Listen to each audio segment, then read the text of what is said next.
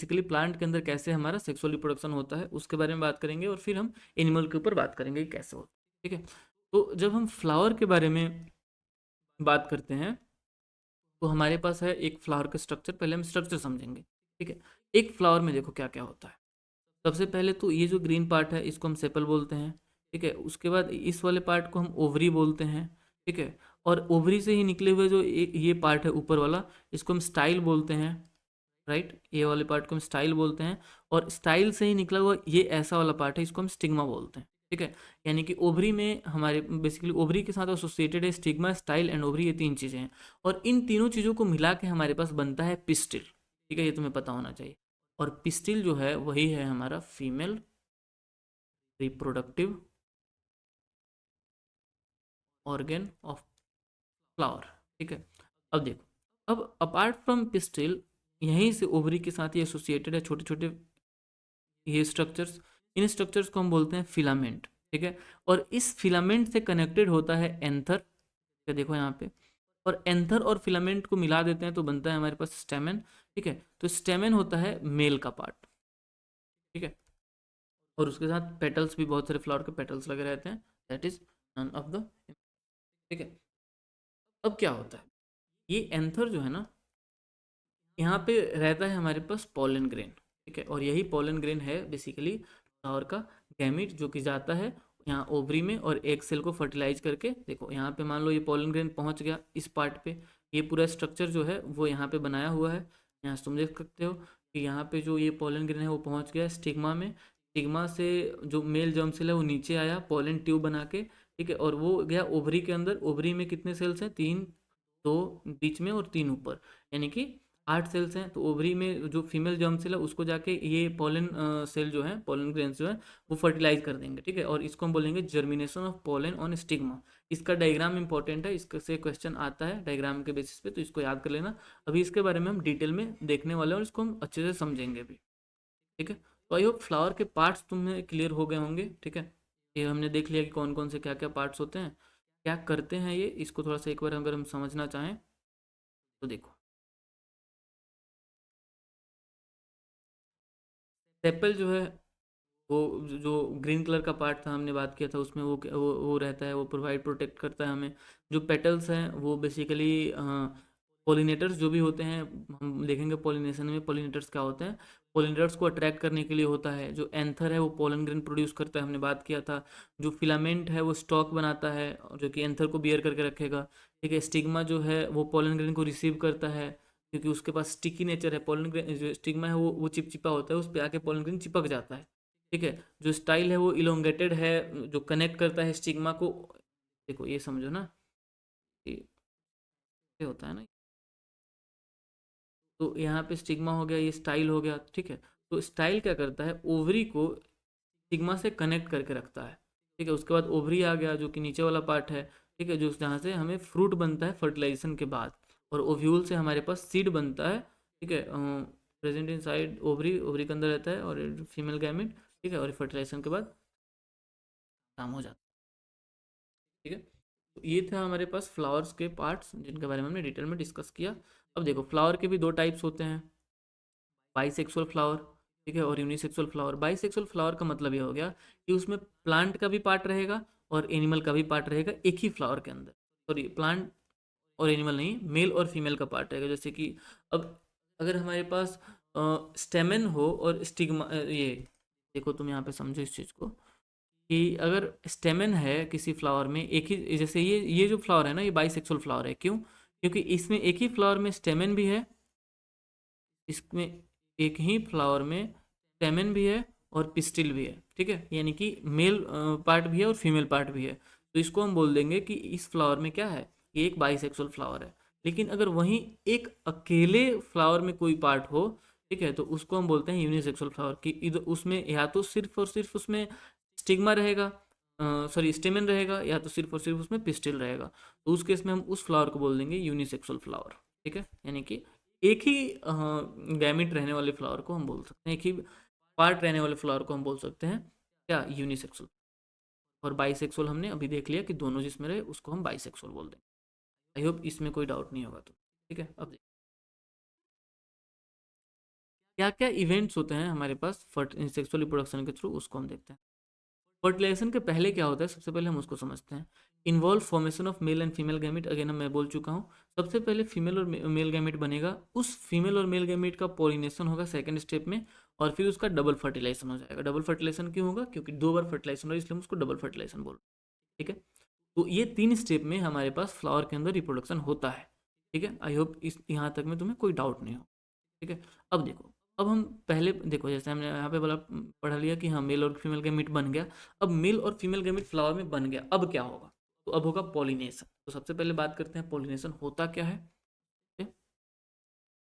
देखो, पॉलिनेशन एक ऐसा प्रोसेस है जहाँ पे हमारे पास जो पॉलन ग्रेन्स हैं वो ट्रांसफर होता है एंथर से, कहाँ पे,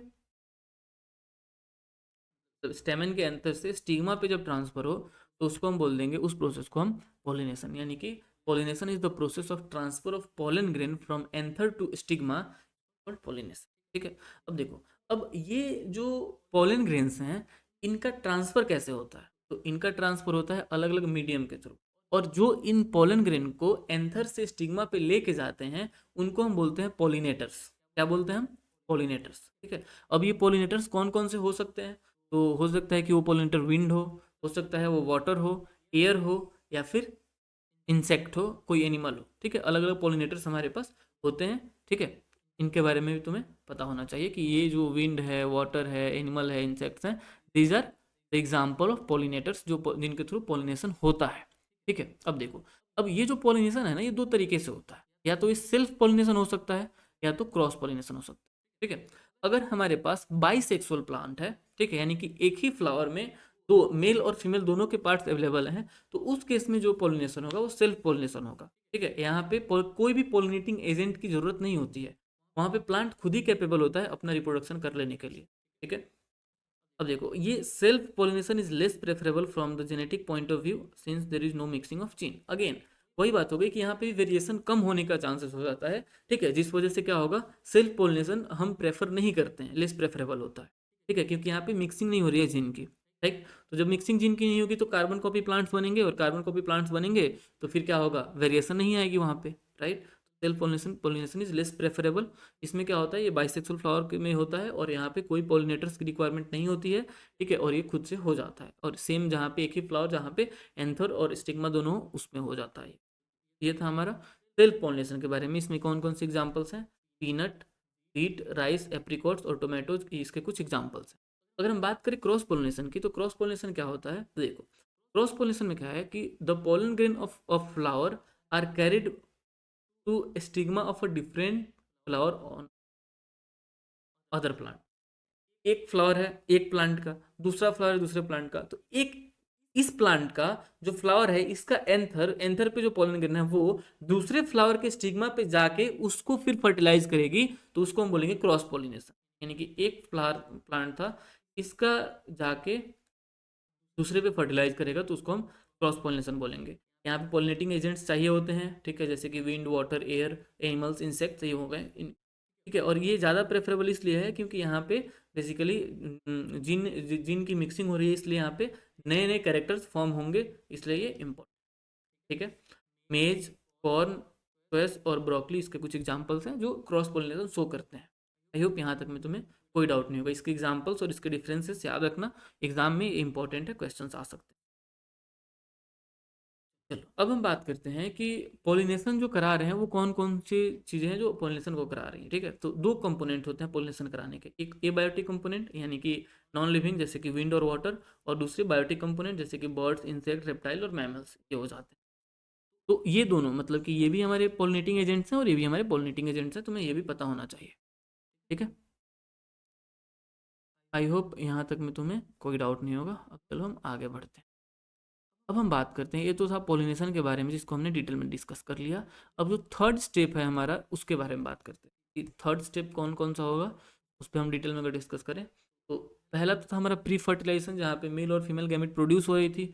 दूसरा हमारा था पॉलिनेशन, जिसके बारे में हमने बहुत अच्छे से डिस्कस किया। इसमें हमने सेल्फ पोलिनेशन के बारे में बात किया, क्रॉस पोलिनेशन के बारे में बात किया, और जो जो इंपॉर्टेंट चीज़ें हो सकती थी उनके सभी चीज़ों के बारे में हमने डिटेल में डिस्कस कर लिया। ठीक है, अब जो थर्ड स्टेप है हमारा सेक्सुअल रिप्रोडक्शन इन प्लांट का, उसको बात करें तो थर्ड स्टेप है हमारा फर्टिलाइजेशन का, ठीक है। अब फर्टिलाइजेशन क्या होता है इसको हम समझते हैं और आगे बढ़ते हैं, ठीक है।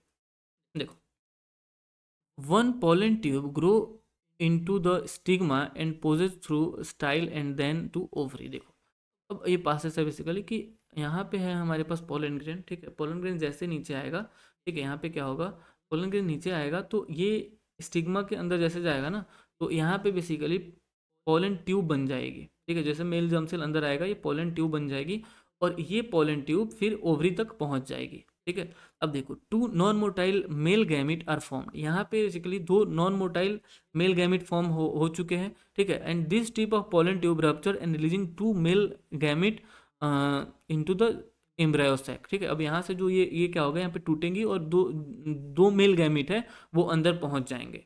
The embryo sac consist of an egg apparatus, one haploid egg cell and two synergids, two polar nuclei and three antipolar cells. वही हो गया कि 3 सेल ऊपर 3 सेल नीचे और बीच में 2 सेल्स होंगे, ठीक है। और उनको फिर जाके ये फर्टिलाइज करेगा ऐसे। तो आगे देखो, अब एक बार ये जो मतलब कि जो मेल गैमिट है हमारा, जो कि 2 सेल्स हैं, वो एक नीचे वाले को एक बार करेगा फर्टिलाइज और ऊपर जाके दूसरी बार करेगा, इसलिए हम इसको बोलते हैं double fertilisation.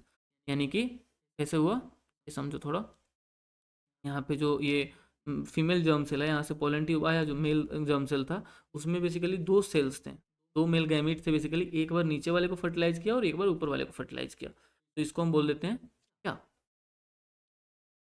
Double fertilisation. I hope यहाँ तक में तुम्हें कोई डाउट नहीं हो, ठीक है। अब देखो, अब जो हमारा फर्टिलाइजेशन एक बार हो गया, उसके बाद एंडोस्पर्म डेवलप होता है एम्ब्रॉयो से, ठीक है। और जब ओव्यूल मैच्योर हो जाता है तो वो सीड में बदल जाता है, और जो ओवरी मैच्योर होता है तो फ्रूट में बदल जाता है। ये तीनों पॉइंट्स याद रखना कि हमारे पास एंडोस्पर्म कैसे बना, एम्ब्रॉयो से, ओव्यूल सीड से, और फ्रूट ओवरी से, ठीक है। ये था पोस्ट फर्टिलाइजेशन का कहानी। ये था हमारा पोस्ट फर्टिलाइजेशन में क्या हुआ, ठीक है। अब जैसे ही पोस्ट फर्टिलाइजेशन हो गया तो सीड बन गई। Seed is the final product of sexual reproduction, हो गया हमारा सीड बन गया। Seed develop into एम्ब्रॉय and एम्ब्रॉय develop into seedling under the favourable condition. वही सीड से हमारा एम्ब्रॉय बनेगा और वो एम्ब्रॉय डेवलप इनटू सीडलिंग्स हो जाएंगे, ठीक है।